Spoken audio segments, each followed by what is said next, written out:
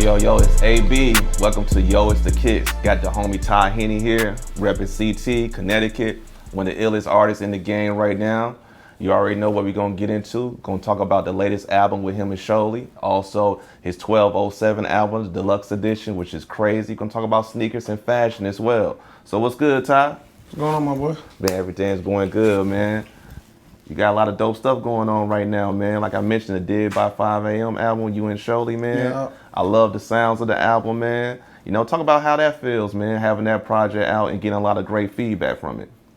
That album was like, it's kind of good because like me and Sholey, we both from Connecticut, which is a small state, but we from two different cities, and Connecticut is a place where it's small, so every 30-minute radius is a different culture. Yeah. So like we just gave, a place like New Haven where it's city segregated, as you could say. We gave two cities or a whole side of Connecticut something to root for instead of against. You know what I'm saying? So it's like instead of New Haven saying Tye Henney to make better music or Bridgeport saying Sholey make better music, we gave them something that they both could push. Like, man, this is cool, and it just it had a good chemistry, a good vibe, a good sound to it, and it worked. I love that. It's like uniting everyone together, man, you know what I'm saying, in the whole city. So I love that aspect, man. And that's a great segue, man, because I want to discuss the album, man. When I was listening to the album, I love the sounds of it. Like when I was hearing it, Tye, it reminded me of like in my Lifetime Volume 1 by Jay-Z, or Volume 2 as well. And also how that feel like Life After Death or All Eyes on Me by Pac. The reason, because there's so much variety, man. Y'all got a little bit of everything, introspective tracks. You got tracks for the club, tracks for the ladies. You got the bars on it, man. Talk about just that inspiration when you two was making the album. Was it like a thought process? Like, we don't give them like that, those classic East Coast vibes. Yeah, so we got a producer, Chill Shump. Shout out to Chill Shump. He kind of like, we give him an idea and he take the beat and turn it up for us. And me and Sholey was basically like, we don't want to miss nobody. We don't want to leave no type of crowd out. So we want the ladies to like the song. We wanted the people that's deep in the trenches to like it. We want people who go to clubs to like it. You know what I'm saying? So, and we wanted to have a song up there for the homeboys in jail. Because everybody knows somebody in jail, got some family member or friends. So we wanted everybody to be a part of this project. So it gave that type of vibe. Okay. And also, man, something I want to talk about as well, like one, the track gonna break down some of the bars, right? CT Finest, which is a classic track. You two remade, like the BK Finest joint, right? Yeah. So, man, you said some bars on, you said niggas is animated, hoes get contaminated, they won't get the picture till it's laminated, yams in the pot so good, you thought nanomated. Yo, that's a crazy scheme, man. Just break that down, man, because there's so many different meanings in those bars on that track, yo. Yeah, that was just like, I don't even know what I was thinking. Like, I ain't gonna lie, I just know, like, people, as far as, people, dudes, like, a lot of people be like, we living in a world where now people just tough for content or do stuff for content, so it'd be a little animated, it'd be like fake. It ain't nothing genuine when it comes to how people be. And and some people ain't for the internet. Some people just tough to give that impression that they tough and really don't be tough. Because I done been in jail with people who do tough stuff and then go to jail and then be in there, crying or trying to take the cheese, So, and then girls just be contaminated. That's man. real.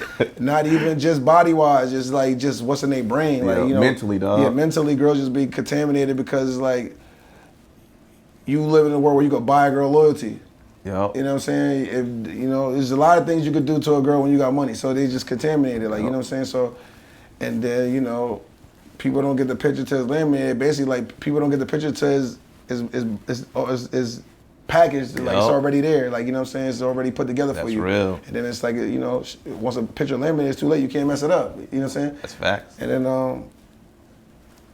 the animated, that's it. That's self-explanatory. That's self-explanatory, yo. I was thinking the same thing, man. I can't even get into that. But the wordplay was crazy, man, because you mentioned that one bar, man. They won't get it till it's laminated. Like usually when you starting off, right, and when you grinding, people gonna be looking at you. They see what you're doing, but they don't want to support you, right? Till you shining.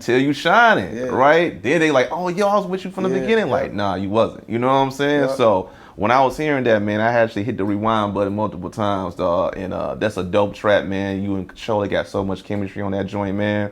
I want to talk about another track on it, man. She Just Want to Fuck with the Gangsters. You know what I'm saying? Which is a dope track, man. And what I love about that, because, you know, you see more of that now in hip hop, being vulnerable and stuff, you know, talking about someone that's loyal to you, you know, your ride or die chick, man. And that's really important, man, you know, when you think about it, right? Talk about the importance of having someone loyal to you, man, and the importance of that.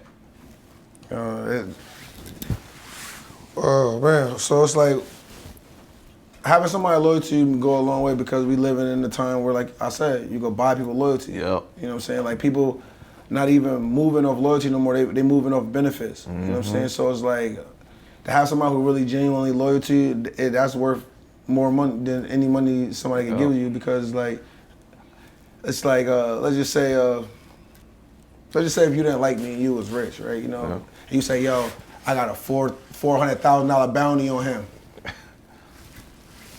I know a lot of people love me, but do they love me worth $400,000 worth? Right, dog. So it's only, so if you got somebody, you know, money can't buy their loyalty, nobody can't pay them to snake you, that go a long way, you know what I'm saying? So that means more than money, you know? It does, man. Yeah, and that resonates so much with me, man, you know, just with people in general. And also I'm married, so my wife, you know what I'm saying, like, she's loyal. She's one of the most loyal persons in my corner. So just that whole track, that whole vibe, that whole synergy, I was like, yeah, man, this joint is crazy. And not only that, what I love about it, right, it's still lyrically inclined. And also, you can hear it on the radio, you can hear it in the club. The chicks love it too, you know what I'm saying? So I love that aspect, man. And I want to talk about your style, Tye, because not only you got the bars, right, but what I love about your style that separates you from the pack is that you can actually make songs. You could create hooks that's catchy as well and still be lyrically inclined as well and still have those bars in it, man. Talk about just your process of recording and your style, how that separates you from everyone else. So I'm not even gonna lie. So like, I'm like kind of like, I'm not a fan of hip hop. So I just want people to know, like, I don't know too much about hip hop. I never studied hip hop. I studied sounds. So growing up, I always understood Nas was good at storytelling. Facts. I knew Jay-Z had the lyrical words, like the double entendres. He did. I know people, like, I came up in the Max B and Stack Bundles era where they had super swag, Dipset, super swag. Max is huge in CT. I came up in the Lil Wayne era where Lil Wayne was just super duper artistic. You know what I'm saying? And like, you know, it was just, so I kind of soaked up the game to a point where I understood that you have to have meaning, but you have to have a melodic cadence. Yeah. Like, it don't have to be singing to be a melodic cadence. You just, like, I know people could remember a sound, right? Yep. Faster than the words. That's true. And I know the thing about music is, no matter how good of a rapper you are, they're going to listen to you more or be a fan of you more if they could feel you more than if they could hear you. Yeah. So my whole thing is finding a pocket. Before I even think about the words, I'm finding a pocket. I'll put the words in. That makes sense. So I just go, now I got the sound. Yeah. Once the sound go in my head, I put the words there. And I know people gonna like the words because the sound, I'm gonna make it sound, the words sound like the cadence in my head. Yep. So that's my whole recording process. So when I start making music, when I rap, I don't look for a hook. I just rap. Just rap. And it just become a hook. A hook just becomes out of one of the bars the few bars that I said in the beginning. A natural process. Yes, because I'm not looking for it. Not looking for it. But I love how you broke that down, because that's the first time I ever heard someone mention that, Tye. Like, they mention like their favorite artists and stuff like that, but you look at certain artists, like you mentioned, Nas for the storytelling, Jay for, you know, the double entendres and stuff like that, Max B melodic style like that. And that makes a lot of sense, because when you combine all of that, right, it gonna make you real rounded. It gonna make you like versatile as well. And you got something for everyone, every demographic. So I love that aspect, man. I definitely want to talk about, you know, gonna scale it back, man, to 1207. Deluxe Edition, which is crazy, man. Yeah. One of those tracks, man, that I really love, one of my favorite tracks on the album is Selfish. Yeah. Right? Because I think a lot of times, you know, Tye, like, especially with us, you know, in this industry, you know, traveling and stuff like that, man, making a lot of sacrifices. Sometimes we forget to put ourselves first. You know what I'm saying? We always putting other people first, you know what I'm saying? Making sure the family is cool. You know, when I get on, we all get on. You feel me? Yeah. So, man, talk about just the importance of putting yourself first. You know, we gotta just be conscious of always trying to be what people want us to be, right? So when you got people that you love, you never want to let them down, right? Yeah. And they say, givers got to set limits because the takers never do. right? So that's a bar right there. So if I just say if I had $100, right? Right. And you ask me for $1 and I give it to you, you know I'm a person you can always get $1 from. Now if I do that to 30 people, there's 30 people that always come get $1 from me. Now how long am $100 gonna last? Not gonna last that long, though. No. At all. So it comes to the point where if I had $100 and you ask for $1 and I give it to you, and the second day I say no, they gonna be like, man, you selfish. You got 98 more dollars. Yeah. But people don't understand that you got 30 more of them asking for $1. Yep. So whenever you tell somebody no, they gonna look at your play and be like, man, he's selfish. So man, sometimes you just gotta put yourself first to the point where it's like, you gotta know your hurt. You gotta know like, man, I love y'all, but I can't do it because if I do it and spread myself thin, then I got nothing for myself. Yep. So, and selfish came about of my situation, of a situation like that, and I was remembering when I was dead broke and I couldn't call none of the people who called me selfish. Yep. You know what I'm saying? Like, so it's like sometimes you just gotta do that to better yourself, man, and no matter what comes upon it. That's real, man, for real, because my brother, shout out to my big bro, Dre McFly, man, he actually, like, one of his favorite words is no, Ty. Like, he'll say no with the quickness. He always want to put his piece first, man, and that's true because when you start thinking about other people nonstop, man, that's gonna stress you out. You know what I'm saying? So I love that song, man. That song resonated with me, man. Selfish, man, and just a dope album overall with 1207. Yeah. So I know before we end, man, I want to talk about some of the fly shits. Yo, it's the kicks, man. You know what I'm saying? Yeah, for sure. And one thing, man, about your style, you incorporate that flyness into your music, man. Like, some of my favorite artists is, Ghost, Raekwon, because they fly. You know what I'm saying? When I seen the Snow Beach as a kid, I said, yo, what the fuck is this? You know, when Raekwon had it on, man. So, with your style, having the Averest joint, having the Pelly Pill, and I feel like, in my opinion, Ty, like when I look at, your videos and your style, I could tell, okay, he from the East Coast. You know what I'm saying? Like, that's the flyness. That's what made the 90s so dope. You go to New York, they're going to dress like they from New York. You go out in the South, they're going to dress like they from the South, right? So we don't see a lot of that right now, the regional situations like that, man. But talk about just incorporating the flyness into your brand when it comes to sneakers and fashion and stuff, and just the importance of that. I call myself retro. Yeah. I'm a 90s baby. So it's like, me too. I'm like kind of like, I'm like what you call like I'm evolving, but I'm keeping 90s. Yeah. The new school is dreads. Yeah. And a lot of stuff, right. That wasn't a thing for people in the 90s. Certain people had like Mr. Cheeks and so, it was. But it was the waves. But the waves, Dark Caesar, you know what I'm saying? That's the reason why. That's the reason why I bought Cartiers with no tints. Yeah. Because people used to wear glasses back in the days with no tints, and you didn't even need glasses. It was a 90s thing. That's true. Tapers and glasses. Yep. Look at educated 5%ers look.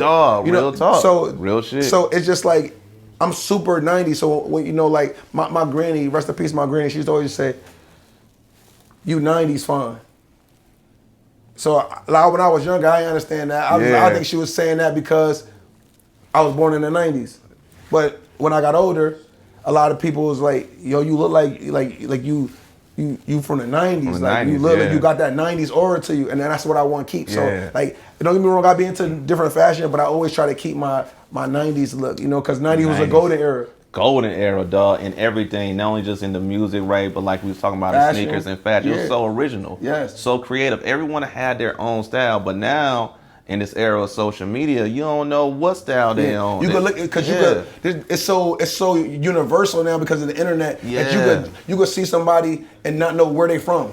Yeah, yo, that's so real. Like you said before, you could see Averex, Pelly Coast. You knew that was up north. You knew that was up north. You knew what I'm saying? So, but now you don't know. It could be somebody. It's so different. It could be somebody from Ohio. Yep. It could be somebody from You know what I'm saying? You don't know. You don't know at all because the internet is just universified the whole world to the point where everything is one. So anything different is you stand out. Yeah. When you're not going with the whole world. It's like I said, I just like to keep my 90s aura. I like that, man. Me too, man. The 90s aura was something special, dog. I love just that era and just how it was, man. It was a great era. And also, man, I want to talk about, like, when we just mentioned the social media, right? The sneaker industry right now is ever changing, like nonstop, man. We in the era of hype beasts, resellers, people following trends and stuff like that. I do see some type of originality and creativity coming back when it comes to cats like J Tips. Shout out to the homie J Tips. When I think about Joe Freshgoods, stuff like that. But how do you feel about the current landscape right now when it comes to sneakers, man, and fashion? I feel like sneakers is doing very well because of social media. Yeah. Because all it takes, like, you understand, right? So it takes one person to do something, and then a sneaker has hype. Yep. And you get a Travis Scott to put on a sneaker, A$AP Rocky to put on a sneaker, a Drake to put on a sneaker, and suddenly it's worth hundreds of dollars more than the retail. That's real. You know what I'm saying? So I didn't really care about the resale game until Kanye West, till the Yeezys. He did change because I remember when Jordans used to get resold, he did probably put $100 on them. Yep. And when you wanted the Jordans, and you couldn't get them, you could get Jordans that was $200 for $300. Yep.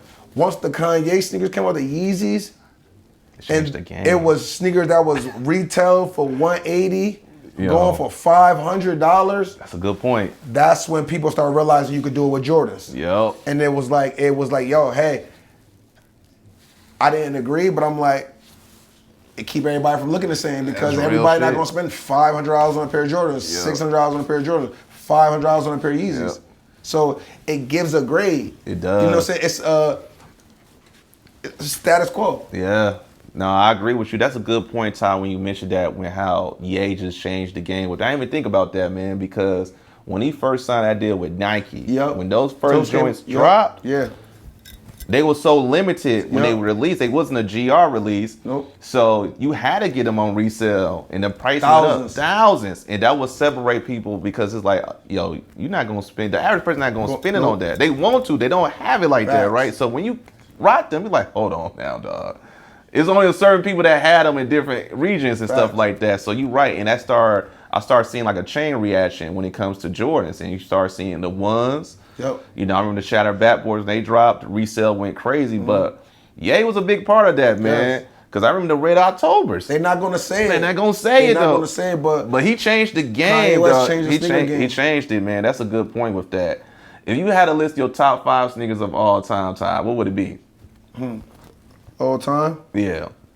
Oh, man. So I'm going to say the retro Jordan 9s.